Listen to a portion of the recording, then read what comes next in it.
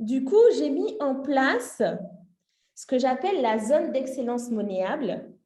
C'est vraiment un concept que j'ai développé avec lequel j'accompagne mes clients, qui me permet en fait de structurer ma pensée et de savoir où j'en suis.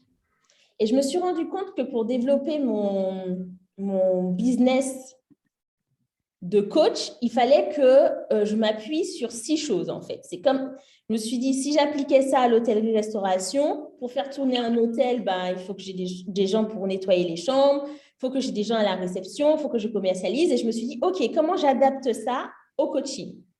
Je me suis dit, premièrement, il faut que je m'intéresse à la posture entrepreneuriale et c'est le premier exercice qu'on a fait ensemble, de se dire, OK, qui je suis, où est-ce que je veux aller, qu'est-ce qui se passe dans le coaching, c'est quoi le modèle économique des autres coachs et vers quoi j'ai envie d'aller. Est-ce que j'ai envie d'un petit hôtel, est-ce que j'ai envie d'une auberge de jeunesse, est-ce que j'ai envie de faire un complexe hôtelier?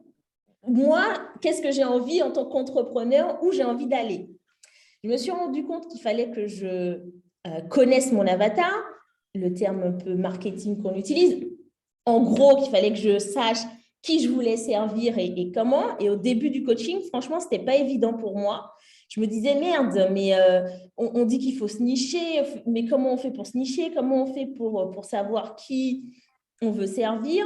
Et au final, c'est à ce moment-là que je me suis rendu compte que moi, au début, je n'avais pas forcément envie de servir un seul type de personne. J'étais curieuse et j'avais envie de voir plusieurs types de coaching, de voir plusieurs façons de faire, plusieurs types de clients. Et c'est pour ça que j'ai mis en place une stratégie qui n'est pas du tout sur les réseaux sociaux, qui est une stratégie plutôt opportuniste et dont je vais vous expliquer vraiment tous les détails à la fin de ce webinaire.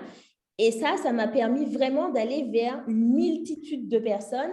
Et aujourd'hui, dans mes clients, j'ai autant des entrepreneurs que des gens qui sont en reconversion professionnelle, que des managers en entreprise. Donc, du coup, ça me permet de vraiment travailler avec plusieurs types de clients et on n'est pas obligé de se nicher quand on n'a pas envie de se nicher, tout simplement. En plus, moi, je suis très sécurité financière, donc je me dis, c'est bien de se nicher, mais quand ça tombe, c'est tout ton business qui tombe. OK, si tu as 20-30%, ça va, mais si ça représente 90%, c'est un peu difficile. Ensuite, je me suis rendu compte qu'il fallait que je vende, hein, parce que j'avais beau parler du coaching, faire des beaux trucs. Si je ne faisais pas de proposition commerciale, il ne se passait rien. Hein.